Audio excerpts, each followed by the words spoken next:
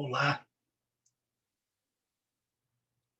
A União Regional Espírita, nona regional espírita, nona URI, programou para este ano diversas palestras com diversas temáticas. Uma das temáticas escolhidas é quando a morte nos visita. Mas isto foi feito, foi escolhido, foi determinado antes do aparecimento do coronavírus. Aí chega o coronavírus com um recado aterrador. A morte está batendo na nossa porta. O que fazer? Desesperar?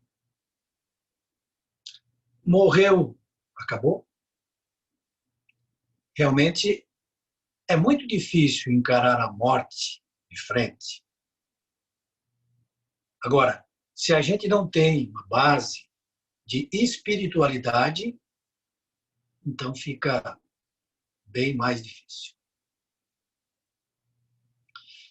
Nós sabemos que o materialismo não prepara ninguém para a morte, só a formação espiritual.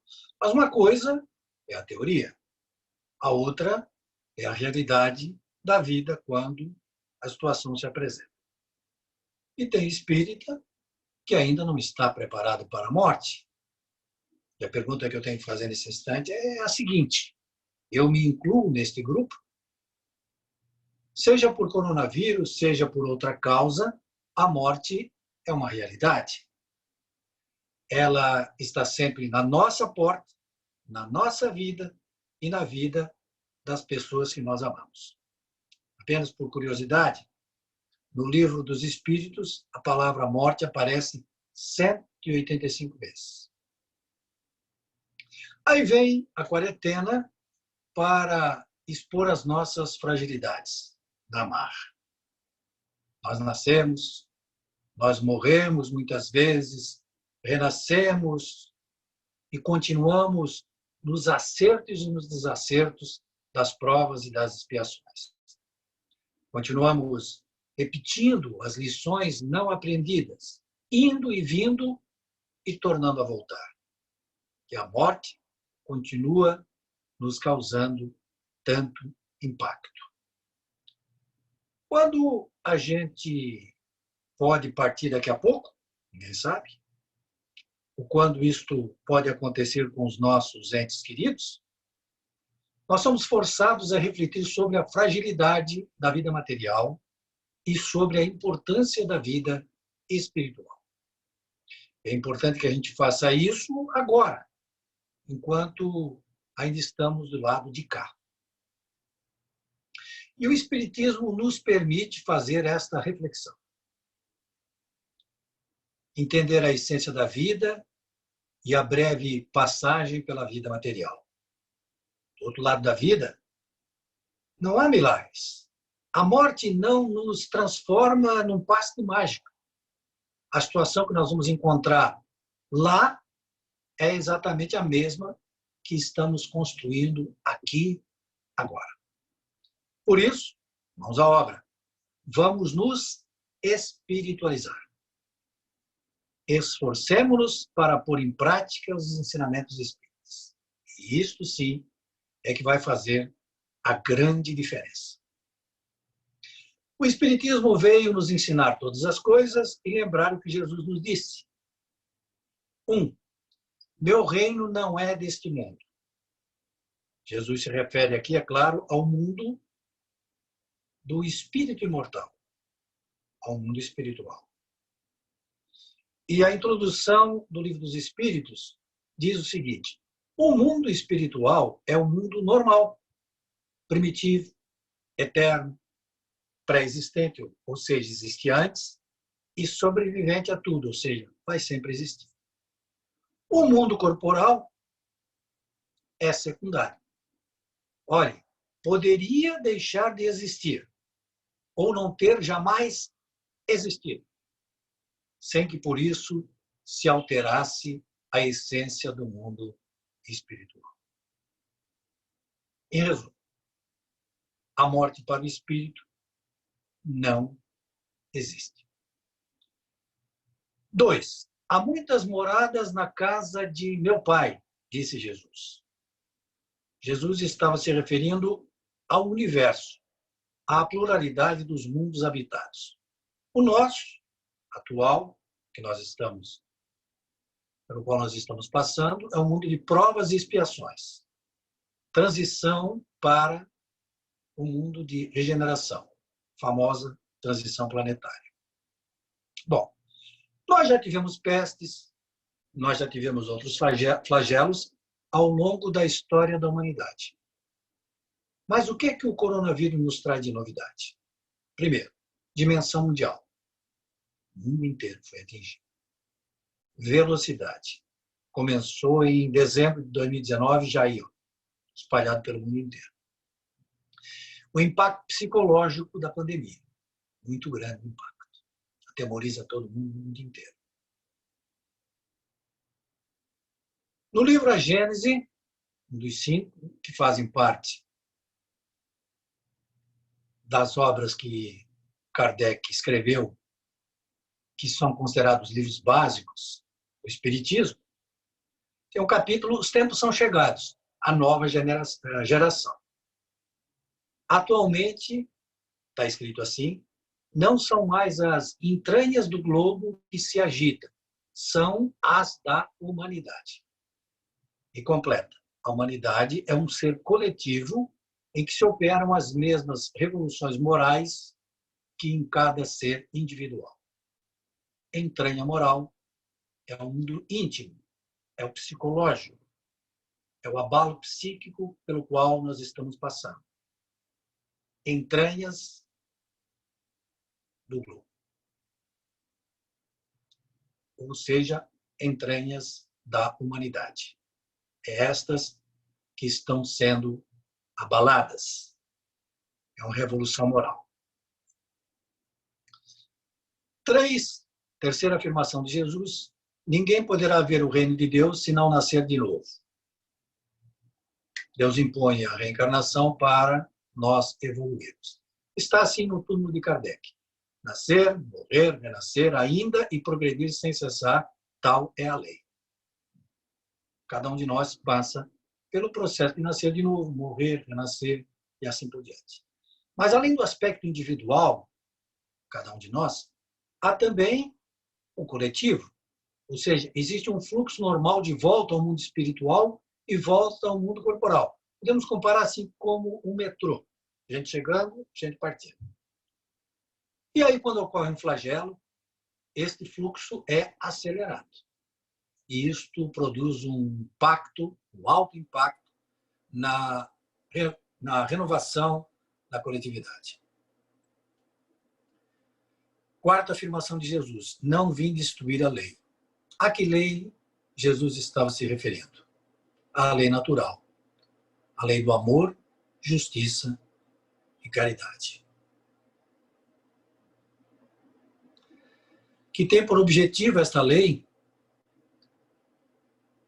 o bem comum, o bem coletivo, o que é bom para todos, não só para mim.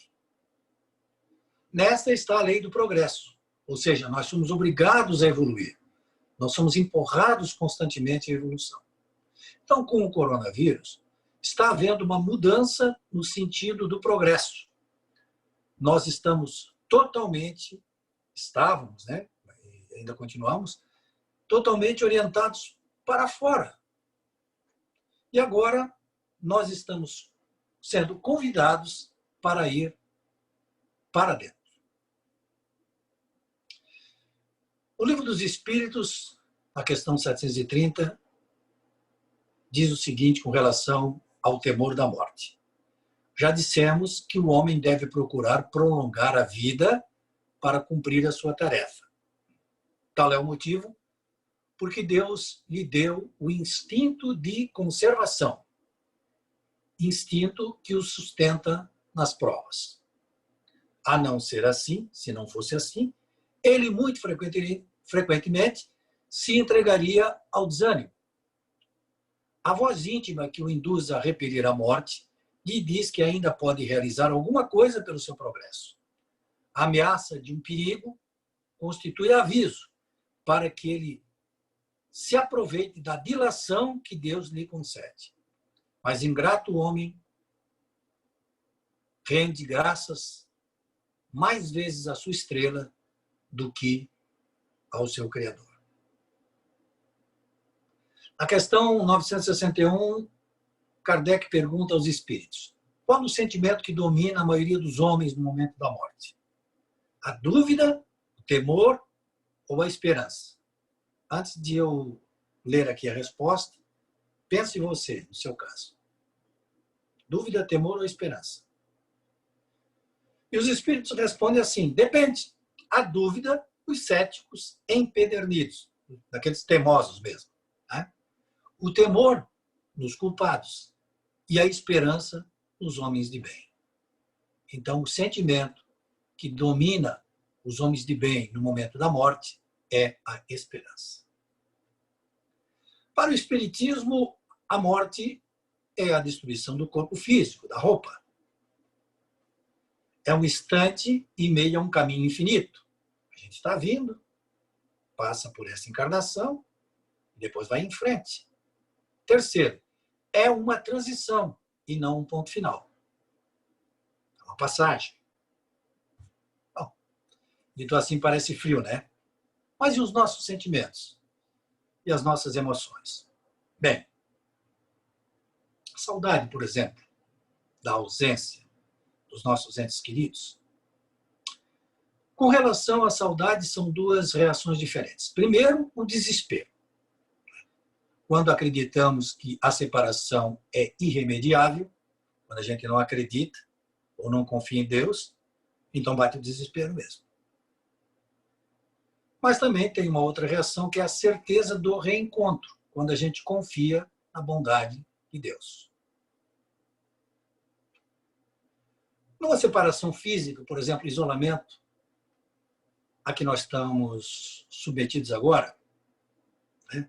A gente faz o contato com os nossos entes queridos pela internet, mas não é a mesma coisa que fisicamente. Esse fim de semana, recebemos rapidamente a visita lá embaixo, no prédio, de familiares e uma festa, né? Porque a vibração é diferente quando a gente está presente. É claro que é, né? A gente sabe disso. Então, numa separação física, ou seja, quando alguém vai viajar para longe, para outro país, mesmo que a gente se fale pela internet, né, nós ansiamos pelo reencontro físico, isso é óbvio. E assim também ocorre em relação aos que foram para o mundo espiritual, os nossos familiares. Natural, compreensível. Agora, a certeza da retomada do afeto e projetos comuns do futuro é consolador. É isso que faz enorme diferença, né? Faz com que a esperança possa ser tranquila e confiante. Deus não cometeria a maldade de separar definitivamente dois seres que se amam. A essência da vida é o outro. Por que Deus juntaria num breve tempo de uma existência duas criaturas que se sentem felizes de estar juntas e depois as separaria pela eternidade? Tem lógica isso. O Espiritismo nos traz a certeza da sobrevivência da alma e que todos nos encontraremos um dia. Aliás, muitas vezes a gente já se encontra de noite, em desdobramento noturno, e guardamos disso a memória, um sonho. Essa semana mesmo, uma familiar da minha esposa telefona dizendo que sonhou com a mãe dela, que faleceu há muito tempo, já, algum tempo atrás. E pelo relato, com certeza ela manteve um contato espiritual com a mãe da minha esposa. Existe maior consolação que isso? Vamos então focar no amor que sentimos pelos nossos entes queridos. Que nossas almas ficarão sempre conectadas com eles. Mas tudo bem, eu compreendi isso, né? Entendo que nós somos espíritos imortais, entendo que nós vamos para um mundo, né, espiritual, que é um mundo verdadeiro, mas eu temo a morte porque, para mim, a morte dói muito. Eu tenho medo da morte, porque ela dói muito. Bom, Kardec fez essa pergunta para os espíritos. E sabe o que eles responderam? O corpo quase sempre sofre mais durante a vida do que no momento da morte. E aí eles explicam na questão 155 o seguinte: quanto mais o espírito estiver identificado com a matéria, mais sofre para separar-se dela. Então, o que nos cabe fazer é nos espiritualizarmos. No Livro dos Espíritos, questões 737 e 740, Kardec pergunta qual é o fim dos flagelos destruidores, das pestes, intempéries, etc. Para que serve? E aí os espíritos respondem o seguinte: para fazer a humanidade progredir mais depressa, para exercitar a inteligência, demonstrar a paciência e resignação ante a vontade de Deus, e para manifestar sentimentos de abnegação, de desinteresse e de amor ao próximo, se o não domina o egoísmo. Bom, como é que a gente desenvolve a espiritualidade? A espiritualidade é uma construção interna, o contato que a gente faz conosco mesmo, ser espiritual. Quando a gente está envolvido em coisas externas, no dia a dia, na nossa vida, a gente perde o jeito, né, de fazer esse contato, de olhar nos olhos, de abraçar, de saber ouvir, de perceber o que o outro está sentindo. A gente não treina isso. E esta quarentena está forçando todo mundo a sair da vida exterior e a prestar mais atenção no ser espiritual que nós somos.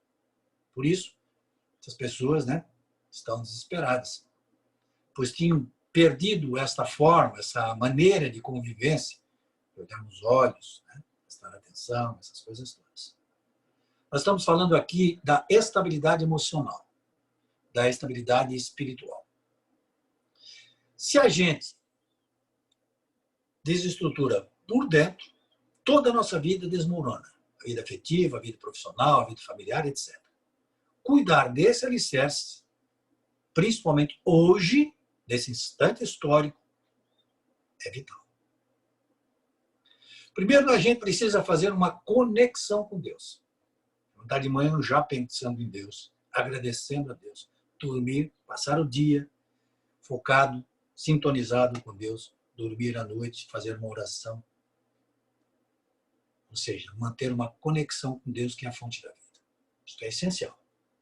Segundo, nós precisamos aprender a lidar com as emoções de maneira mais madura. Tristeza, raiva, frustração, inveja. Porque por não ter essas habilidades emocionais, muitas pessoas estão desabando nesta quarentena. Médicos, engenheiros, advogados, pessoas preparadas intelectualmente para a vida, para suas profissões, para desempenhar um papel importante lá fora, mas que ainda não aprenderam, essas pessoas, a lidar com as suas próprias emoções. No Livro dos Espíritos, na questão 919, Kardec faz uma pergunta para os espíritos. Como é que a gente pode se melhorar nessa vida? E Santo Agostinho responde que um sábio da antiguidade já nos disse: conheça-te a ti mesmo. Aí Kardec complementa: bom, a gente já sabe disso. Importante a sabedoria desta máxima. Mas na prática, como é que a gente faz isso? E aí Santo Agostinho diz: no final do dia, ele, né, na época dele, quando ele viveu aqui na Terra, eu interrogava a minha consciência, revia o que tinha feito e perguntava-me se eu não tinha faltado a nenhum dever, se ninguém tinha motivo para se queixar de mim. Foi assim que consegui me conhecer e ver o que havia a reformar em mim. Então, a proposta que nos é apresentada por Santo Agostinho e que ele colocou em prática, e que ele fez, é a seguinte: no final do dia, a gente rever as nossas atitudes diárias para podermos promover a reforma. Porque nós não nos tornamos espíritas por saber de tudo que está no Livro dos Espíritos. Nós nos tornamos espíritas quando nós encontramos as verdades que estão ali dentro de nós.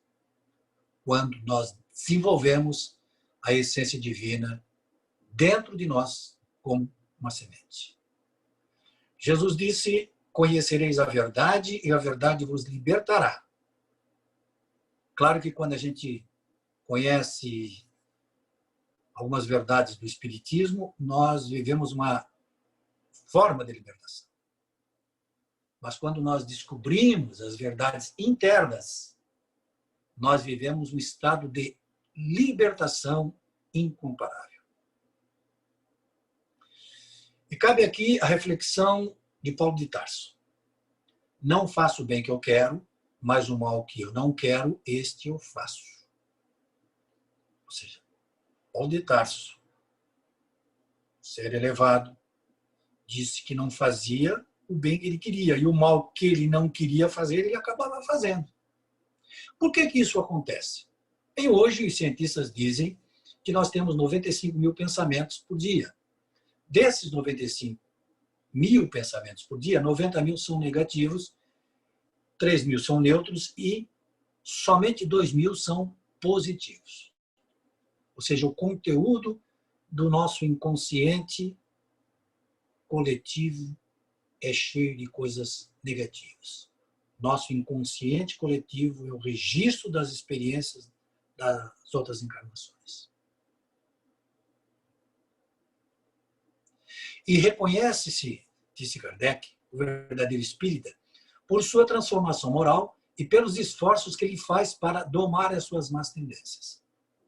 Então, o espírita não é aquele que não tem más tendências. Esse é santo, é outra coisa.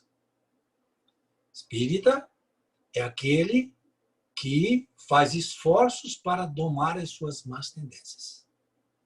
Não é aquele que já conseguiu domar. Não é aquele que já domou. Não é aquele que não tem mais. E sim aquele que se esforça para domar. Porque todo esse conteúdo a gente só vai conseguir elaborar, tratar dele com o passar das encarnações. Não é apenas da noite para o dia ou em apenas uma encarnação. A questão 903 do Livro dos Espíritos diz o seguinte: qual o vício que nós podemos considerar radical? Quer dizer, que está na raiz de tudo. E os Espíritos respondem: o egoísmo. Vamos lá. Todo movimento que nós fazemos pensando em nós mesmos é egoísmo? Não, né? Nós não vamos confundir egoísmo com auto-amor. Egoísmo é exclusivismo. Não é egoísmo eu pensar em mim, olhar para mim, cuidar de mim. Isto é auto-amor. Egoísmo é eu só pensar em mim, só olhar para mim, só cuidar de mim. Na verdade, o egoísmo é o ego doente. O ego é esse jeito, né, de pensar, de agir no mundo nosso. O egoísmo é quando o ego não sabe qual é o seu lugar, né, e se coloca no lugar mais importante do que ele deveria estar. Então o ego está com um problema. É o ego doente. E o ego doente é egoísmo. Esse é o conceito. Então existe uma manifestação saudável do ego e uma manifestação adoecida. E a tarefa nossa na quarentena, nós devemos aproveitar para fazer isso, é identificar nas nossas atitudes diárias o ego saudável e o ego adoecido. Como é que a gente faz isso?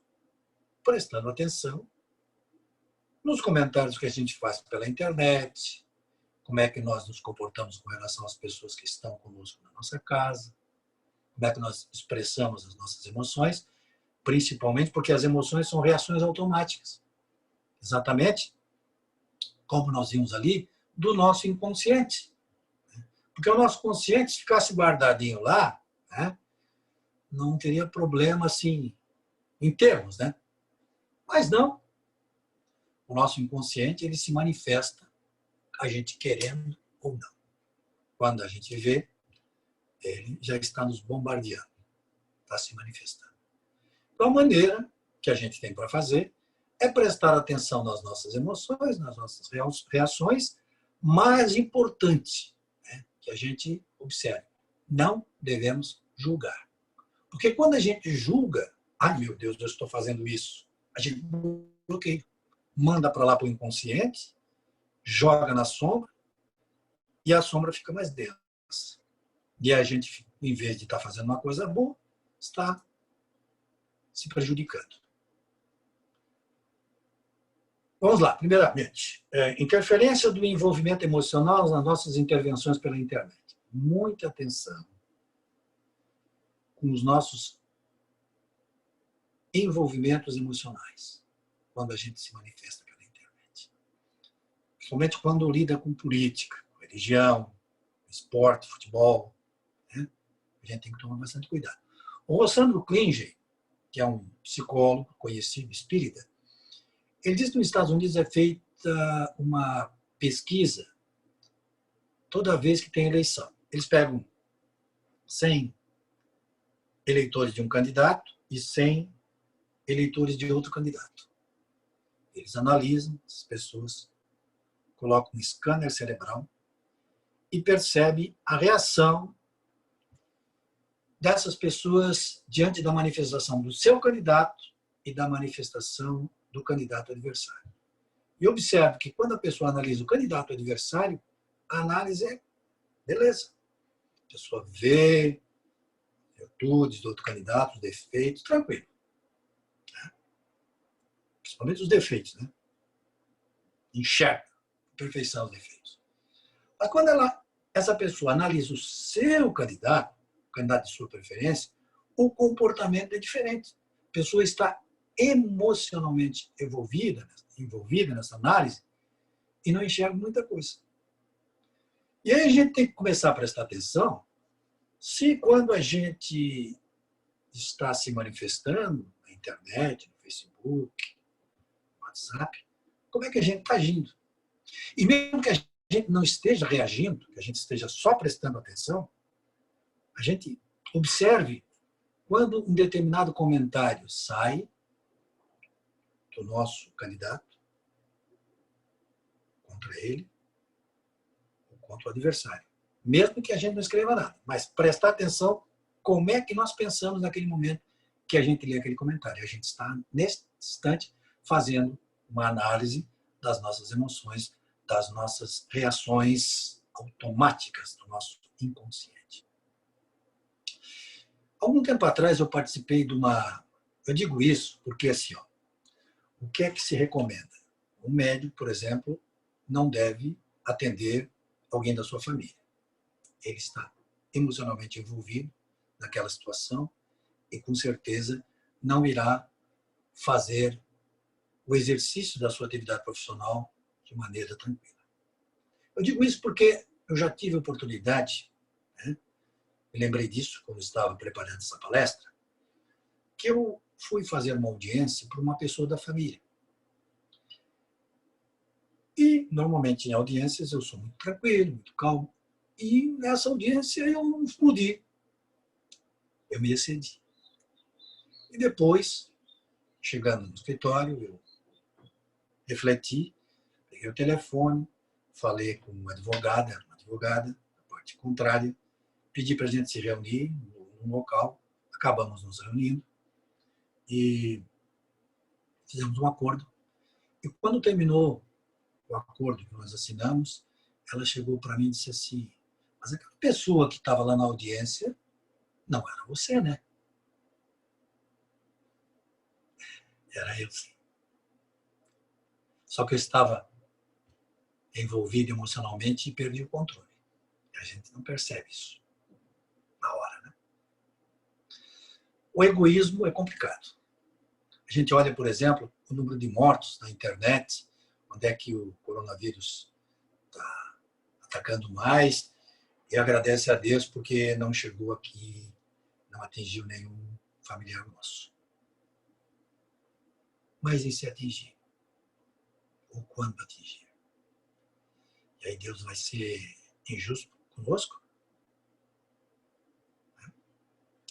Se a gente pensar assim, isso é egoísmo. Porque ainda nós somos possessivos. E quando ocorre uma separação por causa de morte, na verdade é um exercício de desapego que a gente está fazendo, é uma ferramenta divina necessária para a nossa evolução. Outro exemplo clássico, né, é a rede de retenção. Quer dizer, tem um familiar nosso que está doente, está para morrer, e a gente fica emitindo pensamento, retendo ele, né, para que ele fique, e isso muitas vezes faz com que os espíritos encarregados do desligamento tenham que nos afastar dali, para que a gente não atrapalhe o processo de desligamento. E por que a gente age assim? A gente age assim também por egoísmo. A gente quer que aquele ser fique conosco mais tempo, mesmo que sofra. Nós estamos pensando em nós, né? Mas a gente tem que se lembrar que Deus é que sabe o momento certo quando a morte ocorre. Tudo está na justiça, bondade de Deus. E a culpa? Eu fiz uma coisa errada, o que se espera quando eu faço? Que eu me arrependa, que eu corrija, que eu repare. Mas às vezes eu vou lá e digo alguma coisa indevida na internet e depois eu fico me lamentando. Meu Deus, eu não devia ter feito isso. E aí eu fico me punindo, consumindo por dentro por causa daquela atitude. Isso é egoísmo. Porque o que é que eu tinha que fazer? Eu tinha que ir lá e pedir desculpa. Resolver o problema. Reparar o problema. Corrigir o problema que eu causei. Mas é difícil, né? Eu olho lá na internet, no Facebook, né, há um senhor abraçado com uma moça bonita. E às vezes vem aquela ideia assim, né? Bom, ele está assim, ela está com ele, porque ele é uma pessoa rica, bem rica. Me passa pela minha cabeça a possibilidade de que se trata de uma companhia agradável. A gente nunca pensa. O que ele tem de bom em si para aquela pessoa querer ficar ao lado dele? A gente vai sempre diminuir o outro, ter esse pensamento de diminuição do outro. Às vezes até fazer comentários sobre isso. Porque o ego, nosso ego, não sabe o lugar dele e ele do outro. Medo patológico. Vamos lá. O ego que se esconde. A gente sabe que a finalidade do medo é um aviso, um alarme, é um mecanismo de defesa, de luta ou fuga. Não é um impulso negativo. Existem alguns momentos em que ter medo é saudável. Por exemplo, a casa vai cair, eu percebo, né, está desmoronando, e recebo aquele alerta e saio correndo. Agora, muitas vezes é a manifestação do ego adoecido. Vamos fazer um exemplo atual. Como a gente não está se encontrando na casa espírita, a gente faz o contato por esse aparelhinho aqui, muito bom, ótimo, pela internet. Tem gente que Tem medo da internet. Nem participa. E nem se interessa em participar. Por uma coisa é não saber. Outra coisa é não arrumar um jeito de aprender. Mas ainda tem outros que participam e ficam ali quietinho. E quando se pede para essa pessoa fazer a oração, a pessoa diz assim, pede para outro. Não estou bem sintonizado. Na verdade, a maioria das vezes a gente tem medo, né? Eu pergunto, a gente corre algum risco de vida quando vai fazer uma oração pela internet? Não, né?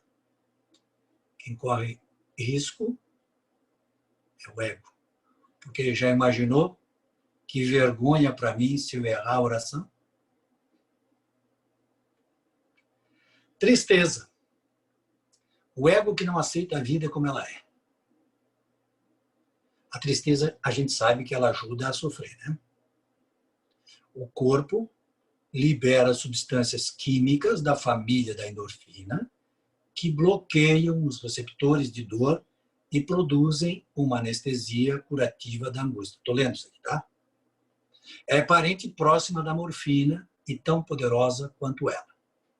Ou seja, a tristeza literalmente lava e limpa a dor de perder alguma coisa ou alguém em nossas vidas. Então, tem um efeito terapêutico. Agora, vou ficar triste na quarentena? Por ter sido atingido por esse vírus que tomou conta do planeta? Vou dizer assim, se era para ser desse jeito, eu não queria ter vindo. Ou então, Deus tinha que ter perguntado para mim o que é que eu achava.